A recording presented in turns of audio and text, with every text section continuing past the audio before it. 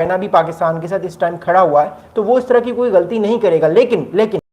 अगर पब्लिक की तरफ से प्रेशर आता है, प्राइम मिनिस्टर मोदी जो है वो इस चीज़ को एक्सेप्ट करते हैं कि भारत के 5 या 6 फाइटर जेट्स गिरे हैं मई को, तो फिर उसके बाद हो सकता है कि भारत अपने इस प्रेशर को लेके, इस नैरेटिव को लेके आने वाले वक्त में पाकिस्तान पे कोई इस तरह का अटैक कर सकता है कि जिसको देखकर पाकिस्तान भी अपना पूरी तरीके से दिफा करने की सलाहियत रखता है। मैं फिर आपको कह रहा हूँ कि ये जो अभी 2 दिन का जो स्पीचेज़ हैं, जो कल और आज जो है वो ऑपरेशन सिंदूर के हवाले से जो बहुत सारी बातें की जा रही हैं इंडियन जो पार्लियामेंट के अंदर, इन चीज़ों को देखकर हमें एक चीज़ समझ आ रही है, और वो ये चीज़ समझ आ रही है कि आने वाले कुछ दिनों में चीज़ें बहुत ज़्यादा जो है वो हैक्टिक होंगी इंडियन पार्लियामेंट में, और चीज़ें बहुत ज़्यादा आने वाले वक्त में बहुत ज़्यादा जो है वो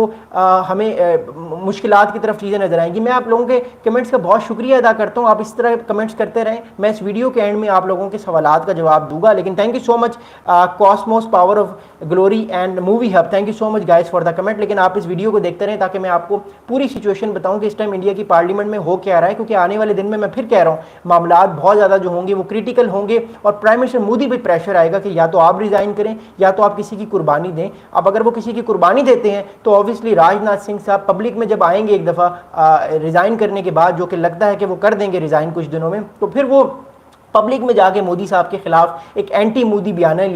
लेकर चलेंगे, जिससे मोदी साहब की जो गवर्नमेंट है चौथी बार आने के या बीजेपी का दोबारा इलेक्शन जीतना एक महाल हो जाएगा, और उसके लिए बड़ा मुश्किल हो जाएगा। अच्छा, अगला स्टेटमेंट जो है वो प्रियंका गांधी ने क्या दी है बीजेपी की गवर्नमेंट के हवाले से। उन्होंने कहा है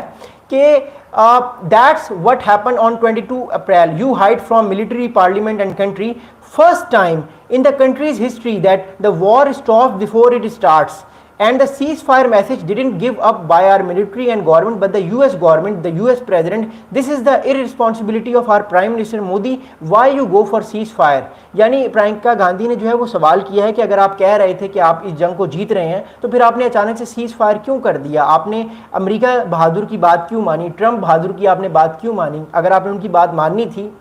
अगर आपको वो इतने अच्छे लग रहे थे, तो फिर आप सीज फायर ना करते। याद रहे प्रेसिडेंट ट्रंप ने अब 29 बार 29 टाइम से कह दिया कि भारत और पाकिस्तान का सीज फायर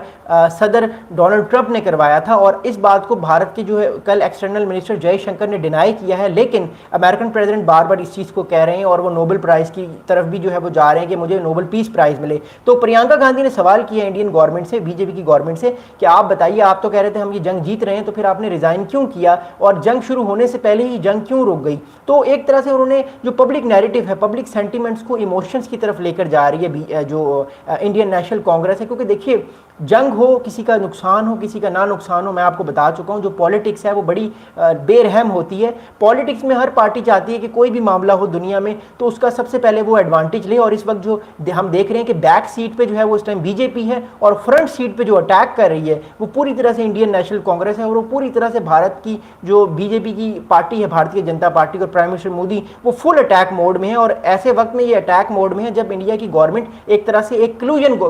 कोलिशन के साथ गवर्नमेंट बनी हुई है भारत की बीजेपी की, ये पूरी तरह से अपनी 2/3 मेजॉरिटी के साथ पार्लियामेंट में नहीं आई। जो प्राइम मिनिस्टर मोदी का नारा था कि अब की बार 400 पार, तो वो वाला नारा उनका इस बार जो है वो कामयाब नहीं हुआ। और जो 2024 के इलेक्शंस थे अप्रैल के पिछले साल के, उसके मुताबिक बीजेपी की government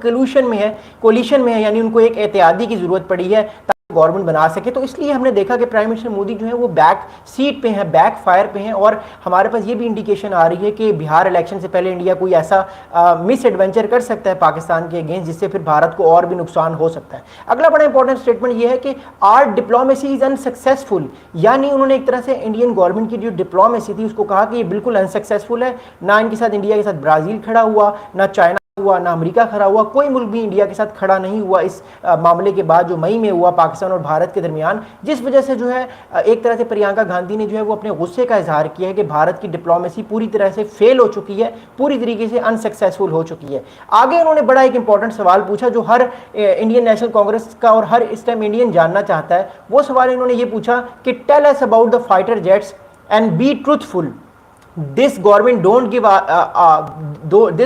government don't give us answers, this government is afraid। यानी इन्होंने कहा कि हमें बताइए कि फाइटर जेट्स जो थे वो क्यों गिरे, क्या बना फाइटर जेट्स का। ये जो गवर्नमेंट है, ये गवर्नमेंट डर रही है बताने से कि फाइटर जेट्स को क्या हुआ और फाइटर जेट्स को क्या नुकसान हुआ भारत के। जो मैं आपको बार बार कह चाहूँगा कि 3 रफाइल गिरे हैं भारत के, एक MiG-21 गिरा है और एक सकुई गिरा है भारत का, जो उसको रशिया से मिलता है। तो कहने की बात यह है कि प्रियंका गांधी ने भी अपनी स्पीच में जो है वो मोस्ट अवेटेड स्पीच थी